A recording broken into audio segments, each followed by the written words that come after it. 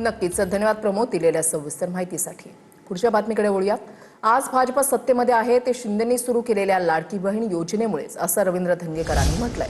भाजपने शिवसेनेचे आभार मानावेत। माजी आमदार रवींद्र धंगेकरांचं ट्विट करत भाजप नेत्यांवर हल्लाबोल पाहायला मिळाला आहे।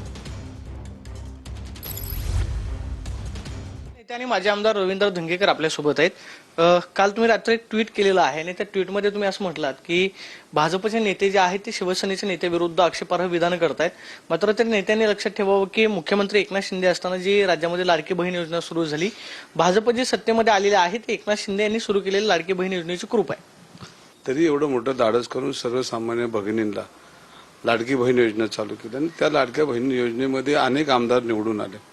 त्यामध्ये आपण बघितलं असेल तर महाराष्ट्राची सत्ताच आली एकनाथ शिंदे साहेबांमुळे आणि त्यामुळे हे जे बसलेत ही सगळी एकनाथ शिंदेंनी घेतलेल्या निर्णयामुळेच लाडकी बहीण योजना आणि काही समाजोपयोगी जी त्यांनी योजना आणल्या त्याच्यातून खरं श्रेय हे एकनाथ शिंदे साहेबांना जातं।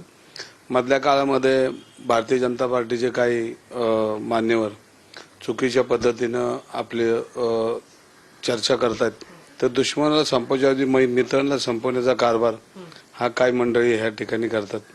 माननीय उदय सामंत साहेबांच्या विरुद्ध जी गरळ ओकली ती योग्य नाही। आपण बघितलं असेल तर महिला भगिनी बी सोडल्या नाहीत त्यांनी। म्हणजे अशा पद्धतीचं राजकारण करत असताना ही सगळं कुरघोडीचं राजकारण थांबवलं पाहिजे आणि एखाद्यावर टीका करताना तुम्ही असं म्हणालात की दुश्मन